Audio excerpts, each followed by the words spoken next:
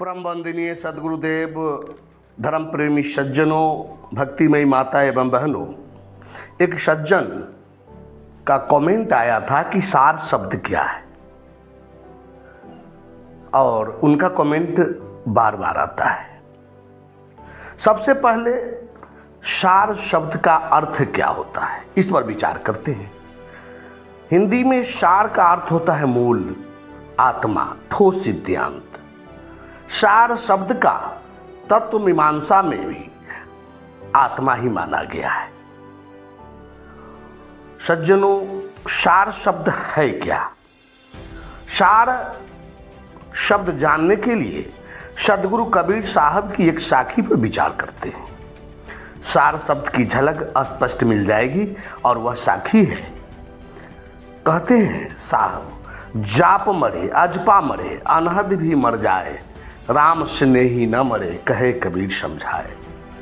सदगुरु कबीर साहब इस साखी से सार शब्द की तरफ इशारा करते हैं कि साधक उस परम तत्व, सार तत्व, मूल सिद्धांत परमात्मा को पाने के लिए अनेकों प्रकार के योग, नाम जप, कर्म कांड, तरह तरह की यम नियम इत्यादि अपनाते हैं। जब साधक नाम जप करते हैं, गहरी ध्यान में उतरता है, तो साधक का मन, बुद्धि, वाणी, शरीरार्थात संपूर्ण प्रकृति से पार कर जाता है। जाप शरीर कुछ भी नहीं बचता, सिर्फ शून्य शेष रह जाता है और अपने स्वरूप में समाहित हो जाता है।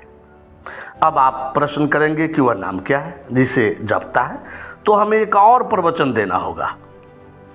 धर्म प्रेमी सज्जनों, ध्यान पूर्वक सुनेंगे। मुझे जो सदगुरु से ज्ञान प्राप्त हुआ है, वो अनुभव आपके समक्ष शेयर कर रहा हूँ।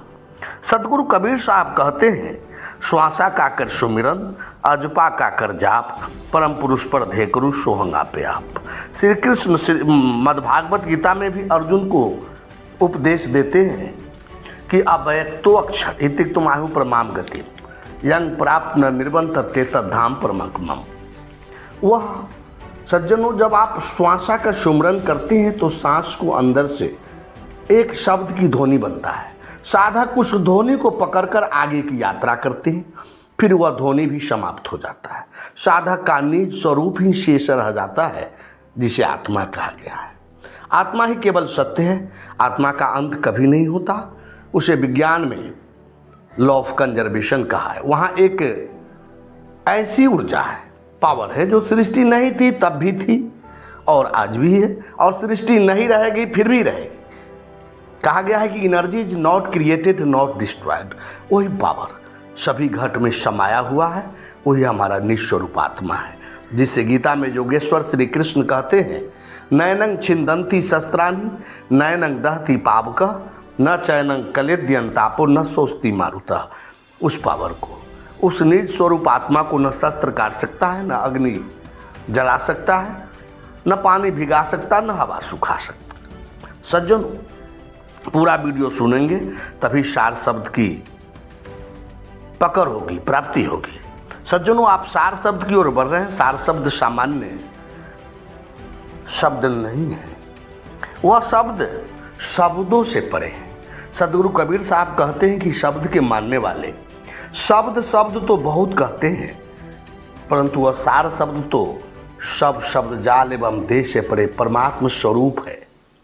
वह जिह्वा पर नहीं आता है, उसको भली भांति निरख परख लो।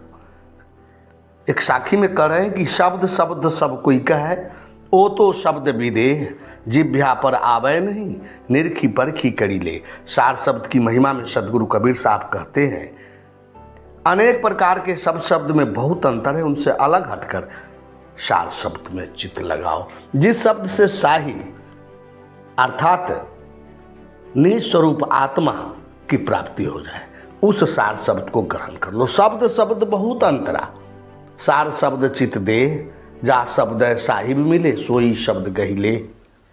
सोई शब्द निज सार है, जो गुरु दिया बताए, बलिहारी व गुरुन की शीश वियोग न जाए।